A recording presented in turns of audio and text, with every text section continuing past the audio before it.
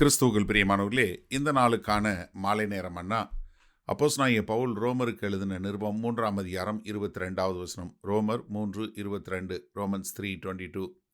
அது இயேசு கிறிஸ்துவை பற்றும் விசுவாசத்தினாலே பலிக்கும் தேவ நீதியே. விசுவாசிக்கிற எவர்களுக்குள்ளும் எவர்கள் மேலும் அது பலிக்கும், வித்தியாசமே இல்லை. அதாவது என்ன சொன்னாரு? நியாயப்பிரமாணம் இல்லாமல் ஒரு தேவ நீதி வெளிப்படுத்தப்பட்டிருக்கு. அந்த நீதி என்ன? விசுவாசத்தினால வரக்கூடிய நீதி. ஏன்னா இது அப்போஸ்தலனாகிய பவுல் ரொம்ப அழகா நேர்த்தியா அங்கே சொல்லக்கூடிய காரியம் என்ன? அது யூதனாக இருந்தாலும் சரி, கிரேக்கனாக இருந்தாலும் எல்லாரும் பாவத்துக்கு கீழே இருக்கிறோம்.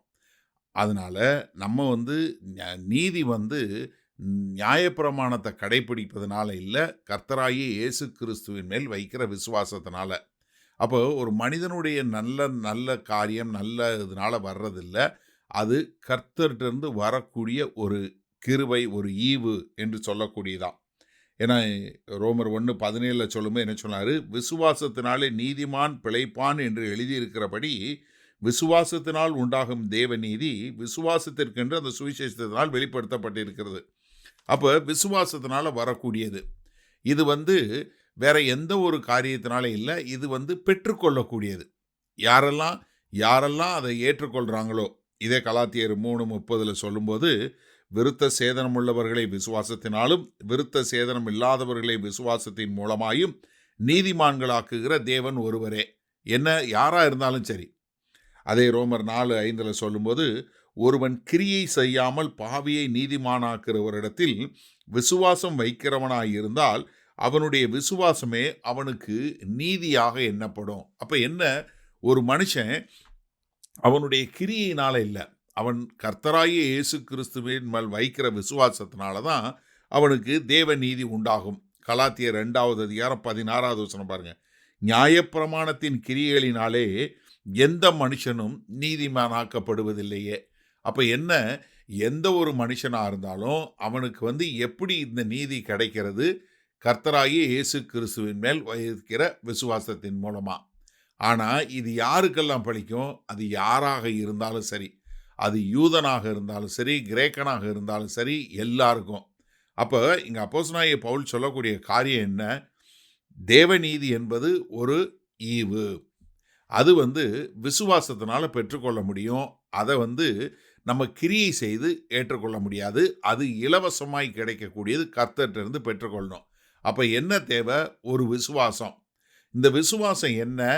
அவன் யாருங்கிறது இல்லை, அவன் எந்த கோத்திரத்தில் பிறந்தான், எந்த தேசத்தில் பிறந்தான், எந்த ஜாதியில் பிறந்தான், அவன் பணக்காரனா ஏழையா, இல்லை அவன் எந்த இதில் இருந்தான், இல்லவே இல்லை. அவனுடைய வாழ்க்கை முழுவதும் யாராக இருந்தாலும் அவனுக்கு தேவை என்ன?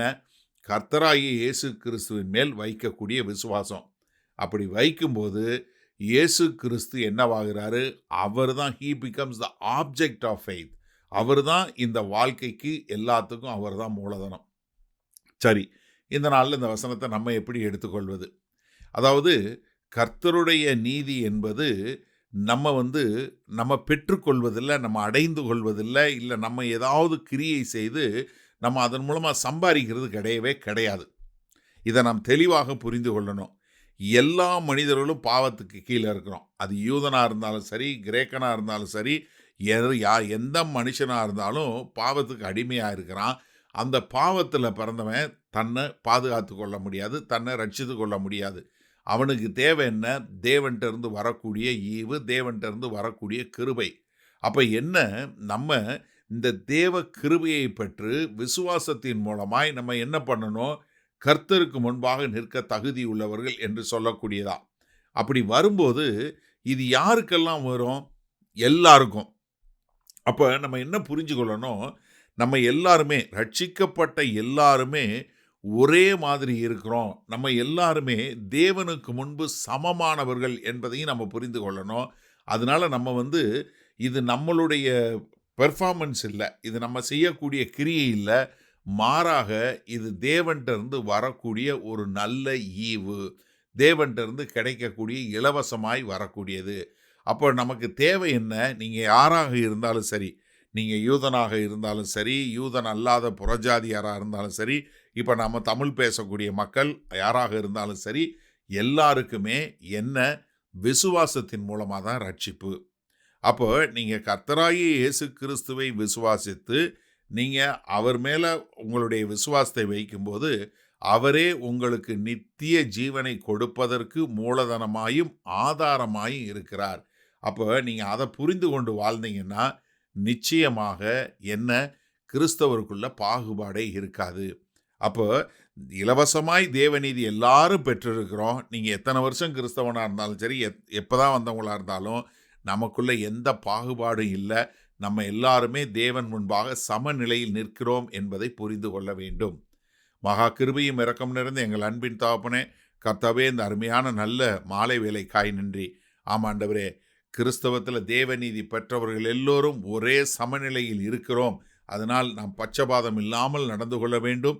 இந்த விசுவாசத்தை கொண்டு ரட்சிக்கப்பட்டோம் என்ற திட நம்பிக்கையோடு வாழ எங்கள் தேவன் கிருபை பாராட்டுங்க. இயேசு கிறிஸ்துவின் மூலம் பிதாவே, ஆமேன். கர்த்தர் உங்களை ஆசீர்வதிப்பாராக. நாம் நாளை காலை தினசரி தியானத்தில் சந்திப்போம். Good night.